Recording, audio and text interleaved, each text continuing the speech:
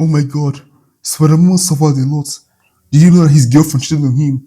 And he got beat up and he was tired one afternoon when he was fighting a bunch of villains. And all of them were beating him, but he was still struggling and fighting against them.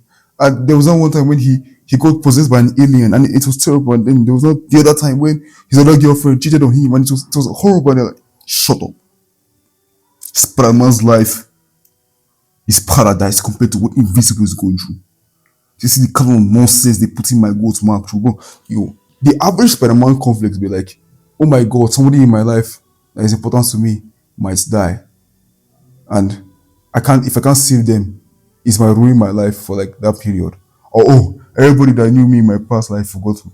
Dude, Invincible got stabbed to the heart on the remote planet and had his organs removed from him.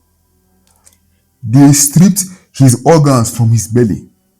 Yo, Spider-Man ain't gone through anything that nasty in his life, bro. The average Spider-Man like discourse is like, oh my god, something horrible happened to me. I got hit by a train, or someone pounded me to the ground, or I got hit by some unknown bomb that Green Company holds up in his torso somewhere. I don't know. Meanwhile, Invisible, this guy has to fight Satan. Yeah, that's Satan right there, bro. He has to fight that nigga. Bro, he has to fight the living embodiment of Kryptonian Yoawaians, bro, from outer space, bro. Like, yo, do you understand how horrible it is to be Mark Grayson? And you're telling me that Spider-Man has suffered more? What has Spider-Man gone through that Mark Grayson hasn't suffered more? No, you're telling me that. Yo, they use his body as a meat shield, bro. Since when did that ever happen to Spider-Man? Since when did Spider-Man out here like, oh yes, this time you will learn Spidey. And he just put his face in front of like a dream. Bro, I've never done that shit, Spider-Man. Hell no. Spider-Man ain't recovering mentally from that shit, bro. Meanwhile, Mark is an average Tuesday. He uses his body as a meat shield for a beach scene. Talk to them. Nothing could happen. They were killing, beating up Mark Grayson. All the horrors that they put this guy through. And you're telling me, oh Spider-Man, his girlfriend, oh, they beat him up. They shut up. Oh, I'm tired, but I still have to keep going on. I can't pay my rent. I'm like, shut up. The earth is at stake, bro. They're a bunch of sane white men from outer space with some black dudes pulling up on the earth and they can destroy the planet in seconds. You're telling me that Spider-Man is suffering. Spider-Man's life is horrible.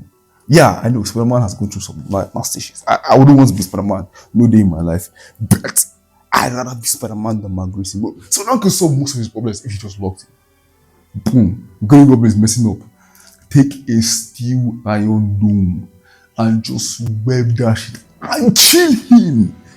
As soon as he's dead, boom, one of the issues goes out of your life. Spider-Man causes his own issues for himself. He's dumb, he doesn't think, he doesn't logically embrace his brain. How can you be so smart when you come to the realization that, oh yeah, if I kill this guy, he won't bother me again? Well, duh. Yeah, it took Mark a lot of time to get to that point. But still though. And even when Mark was like, yeah, I'll start killing these dudes. Guess what? They were evolving. They were doing some nasty nonsense, bro. When the Spider-Man ever put up on the villain and he was like, oh yeah, let me fight this guy. And he goes towards him with full force, punches this guy, no shaking. And you're telling me that Spider-Man is suffering more. Bro, Spider-Man ain't gone through nothing that Mark has gone through. Mark's life is ass, bro. That guy's life is just full of suffering upon suffering upon suffering. Bro, like, I can't think of any other character. Or maybe like that one character from that one show. But like other than him, bro. Spider-Man, his life is all terrible. Mark Grayson has gone through a lot more bullshit that none of you guys will tolerate. None of you guys will tolerate having your ACL torn from your body. None of you will tolerate that. None of you will tolerate having your arm broken while you're trying to punch another dude. While telling you, caressing your face and telling you, oh yes, I have so long. None of you are surviving that. None of you will agree to that nonsense. You're telling me that Spider-Man is going through some whatever. Bro, let me just prove to you how good Spider-Man's life is. There's a different millions of universes with Spider-Man multiverse out there. And each of those Spider-Men, despite how horrible their lives are, they're still coping. Bro, Mark in another dimensions, enough for him to like at least manage to like logically survive before he messed up. It was just to turn evil. And life became significantly easier for him. So can you imagine the only good Mark in the whole of the multiverse? This guy's life. His mom is in trouble. His brother's in trouble. His dad slept on an alien and gave him. Bro, Man, man. They don't talk about the features of happening in the comics. So. This is just the concept of the TV show. And it triumphs everything that Mark has gone through. No, not Mark. Peter. Everything Peter has gone through triumphs it. Folds. None of you is tolerating what Invincible went through. And that is proof that Peter Parker's life, as terrible as it is, does not come close to Mark Grayson. Mark Grayson's life is horrible. I will not tolerate this nonsense slander. My God.